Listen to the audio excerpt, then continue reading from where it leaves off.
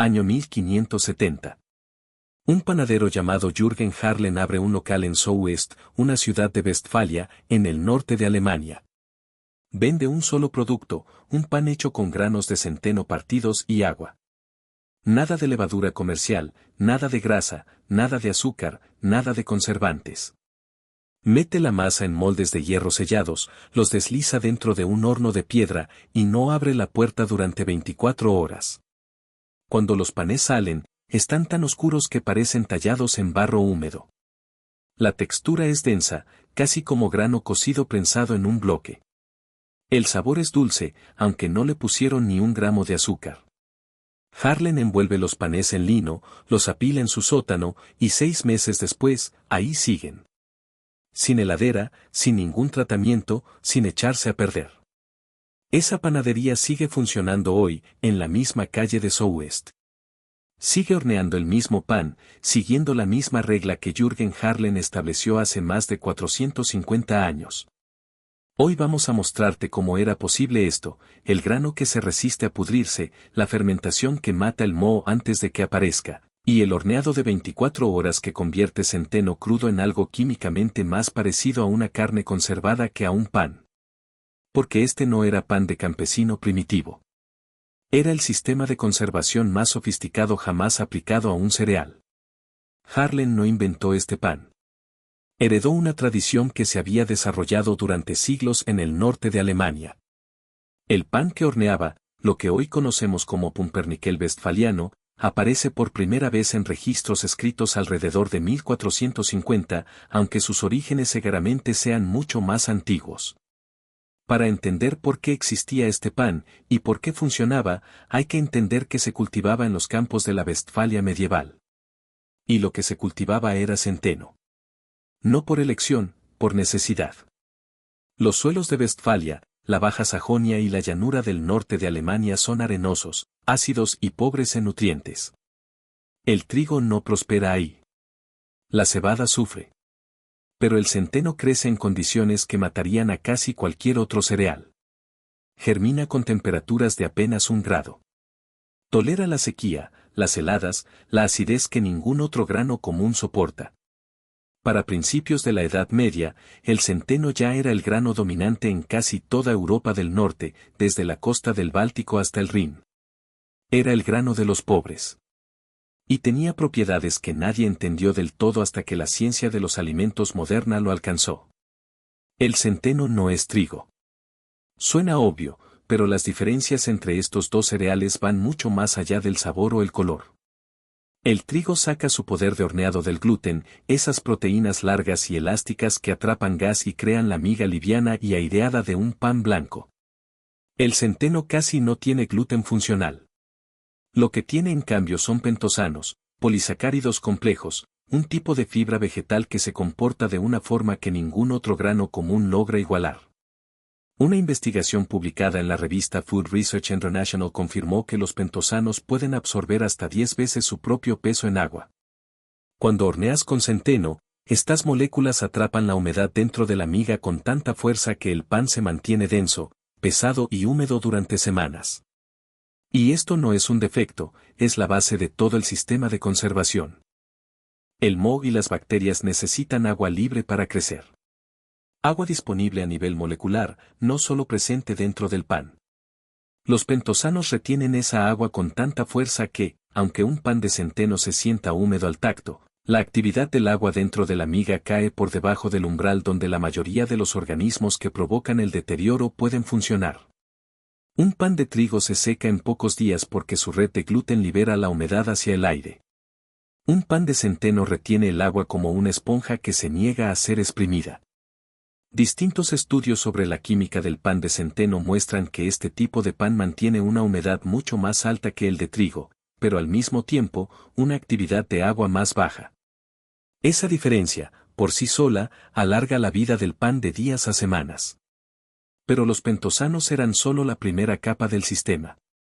La segunda era la fermentación, y los panaderos medievales alemanes entendían este paso con una precisión que los investigadores actuales recién están terminando de documentar. La masa tradicional de pumpernickel se fermentaba con un cultivo de masa madre, una colonia viva de levaduras silvestres y bacterias lácticas, mantenida en artesas de madera, alimentada todos los días, transmitida de generación en generación. Las bacterias de una masa madre de centeno producen dos ácidos clave para la conservación. El ácido láctico baja el pH de la masa, creando un ambiente demasiado ácido para la mayoría de los organismos que provocan el deterioro. El ácido acético, el mismo compuesto del vinagre, actúa como antifúngico directo. Juntos, estos ácidos bajan el pH del pan a un rango de entre 4,0 y 4,5, donde el crecimiento del moho queda severamente frenado. Un estudio de 2025, publicado en la revista Foods por investigadores de la Universidad Tecnológica de Kaunas, en Lituania, analizó bacterias lácticas aisladas de masa madre y encontró que ciertas cepas, en particular Lactobacillus plantarum, mostraban tasas de inhibición antifúngica de entre el 73% y el 96%. Las bacterias de la masa madre no solo hacen que el pan leve, están generando un ambiente químico activamente hostil para cualquier organismo que pudiera hacer que el pan se pudra. Los panaderos medievales no conocían la palabra lactobacilo. No entendían qué era el pH. Pero sabían que un cultivo bien mantenido producía pan que duraba, y un cultivo descuidado producía pan que no. Era conocimiento empírico, acumulado durante siglos y transmitido de maestro a aprendiz a través de los gremios, que regulaban hasta el último detalle de la producción de pan en las ciudades alemanas medievales. Un panadero que vendiera pan de menor peso o adulterado podía ser multado, exhibido públicamente como castigo, o incluso podían destruirle el horno. El cultivo de masa madre en sí mismo se trataba como un activo valioso. Algunas panaderías mantenían cultivos continuos durante décadas, alimentándolos a diario, protegiéndolos de la misma forma en que un cervecero protege su cepa de levadura. El cultivo era la ventaja competitiva de la panadería. Si lo perdías, perdías el sabor, la leudada, y el poder de conservación que hacía que tu pan valiera la pena comprarlo. Hay otro beneficio de la fermentación larga con masa madre que el pan moderno se salta por completo. El centeno integral contiene ácido fítico, un antinutriente que se une a minerales como el hierro, el zinc y el calcio, impidiendo que el cuerpo los absorba. Un pan hecho con levadura comercial y una leudada de 2 horas conserva casi intacto su ácido fítico. Un pan hecho con masa madre y fermentado entre 12 y 24 horas elimina casi todo. Las enzimas que se activan en el ambiente ácido de la masa madre, las fitasas, necesitan tiempo para hacer su trabajo, y la fermentación lenta del pumpernickel tradicional les daba exactamente eso. El pan no era solo más duradero que uno de leudado rápido, era más nutritivo. Los minerales atrapados dentro del grano de centeno quedaban liberados y disponibles para el cuerpo.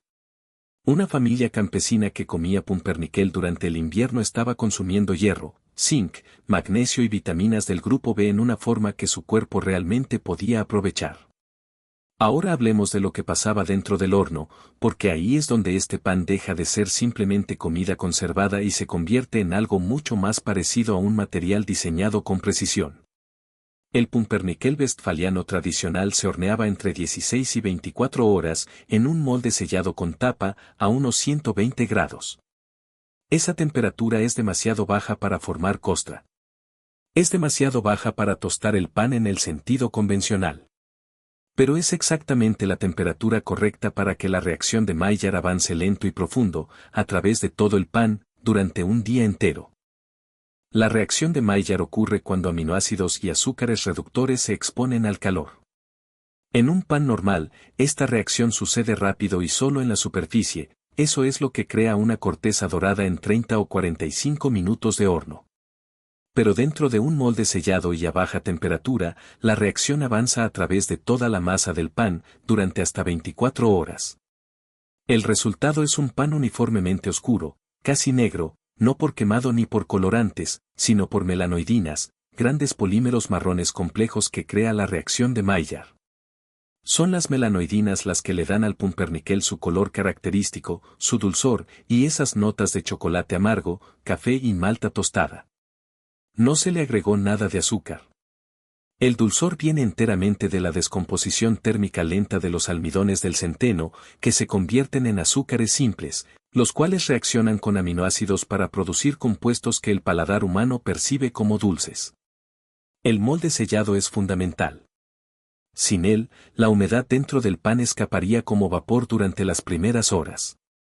El pan se secaría, y la reacción de Maillard se detendría. La tapa atrapa el vapor, manteniendo un ambiente húmedo dentro del molde que mantiene estable la temperatura interna y activa la química durante todo el periodo de horneado. Funciona como una autoclave lenta, una cámara sellada, húmeda y de baja temperatura, donde reacciones que normalmente tardarían minutos a alta temperatura tienen permitido desarrollarse durante horas.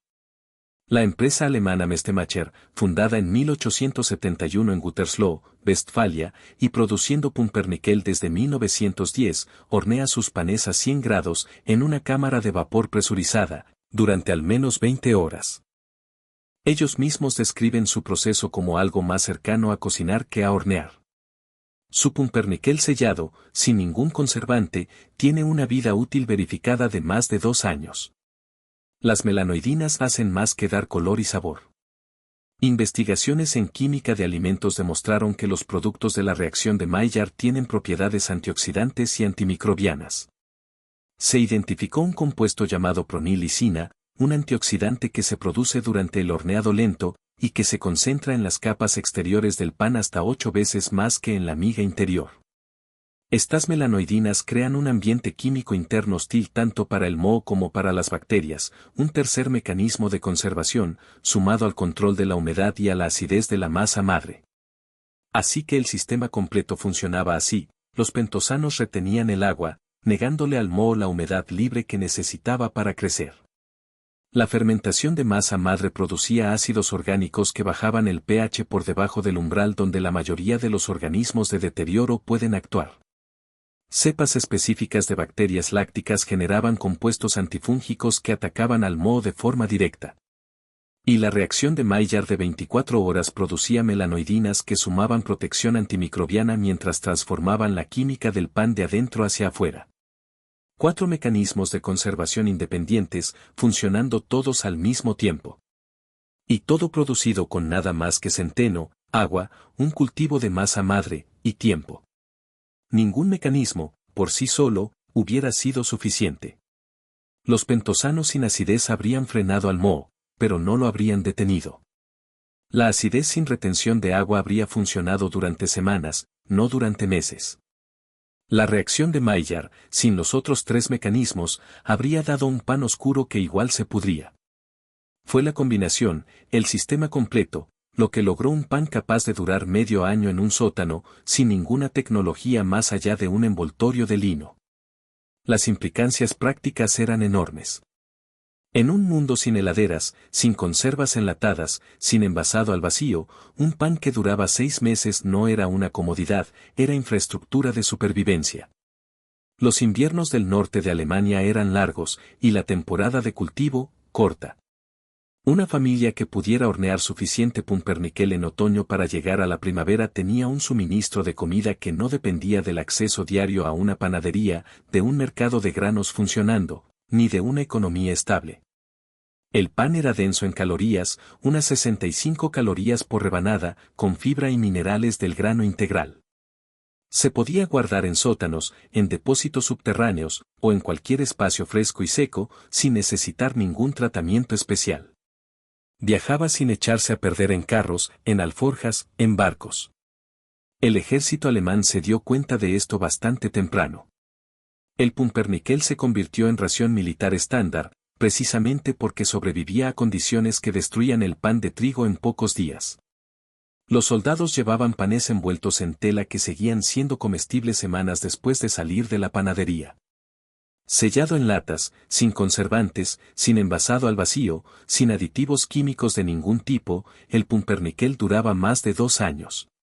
El enlatado solo agregaba una barrera extra de humedad sobre un sistema que ya se conservaba solo.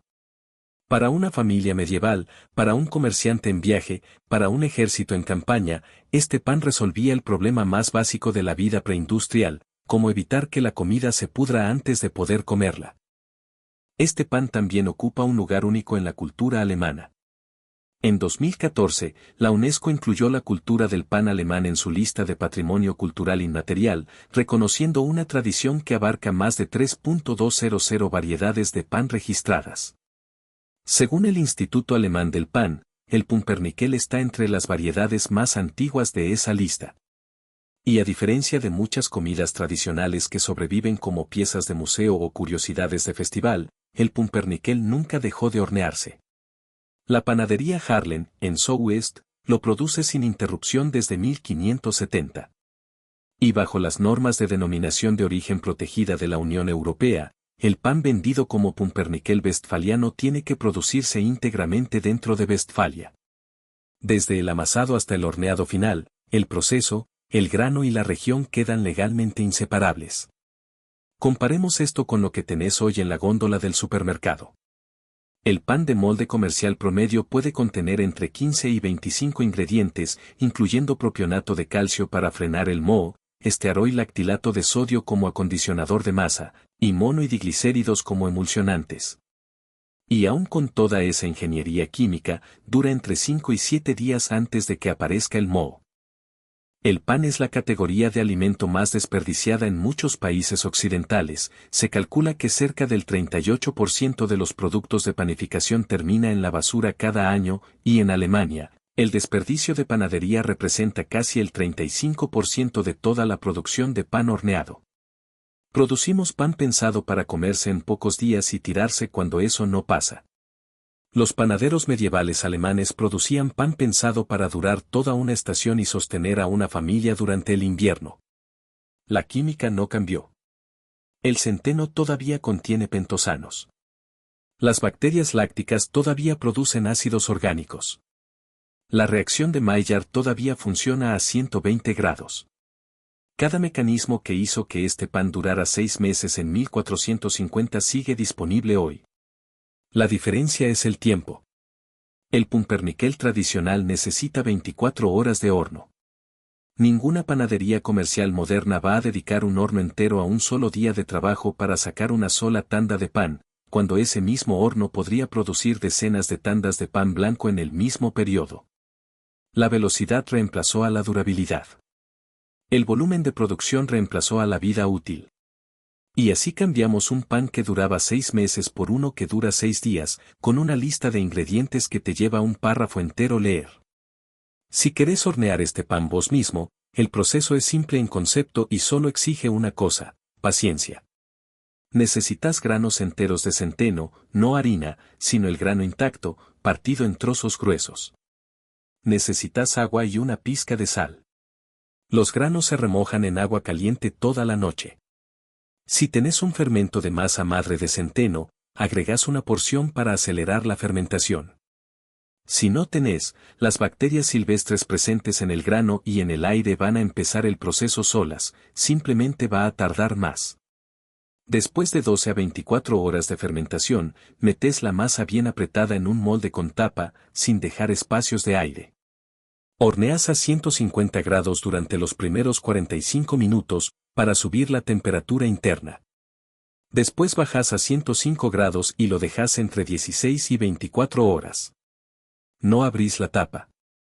El vapor atrapado adentro está haciendo el trabajo. Lo que sale es un pan casi negro, lo bastante denso como para cortarlo en láminas finísimas y dulce sin una gota de azúcar agregada. Envuelto bien y guardado en un lugar fresco y oscuro, se conserva durante meses. La regla de pureza de Harlen, centeno y agua, nada más, se mantuvo durante más de 4 siglos. No era una decisión de marketing. Era el reconocimiento de que agregarle cualquier otra cosa a este pan era innecesario. El centeno aportaba la estructura, la retención de agua y los azúcares para la reacción de Maillard. La masa madre aportaba la barrera ácida y la defensa antifúngica. El horno aportaba el tiempo y el calor bajo para que la química terminara el trabajo. 3 ingredientes, 4 mecanismos de conservación, 6 meses de vida útil, y ni un solo elemento que un campesino medieval no pudiera encontrar caminando desde su propio campo. No mejoramos este sistema. Lo abandonamos porque era lento. Y después nos pasamos el siglo siguiente intentando fabricar en laboratorios, con aditivos químicos, lo que el centeno y el tiempo ya habían resuelto solos. Si esta investigación te aportó algo, suscríbete a Meredo. Cada semana investigamos las técnicas y los conocimientos que mantuvieron viva a la gente cuando el mundo no ofrecía ninguna red de seguridad. Deja un comentario y contanos, ¿probaste alguna vez un pumpernickel westfaliano de verdad, de esos horneados un día entero? Y si querés que profundicemos en alguna de las técnicas que vimos hoy, la ciencia de la masa madre, la química de Maillard, o el grano de centeno en sí, decinos cuál, y lo hacemos. Hasta la próxima. Sigan con curiosidad.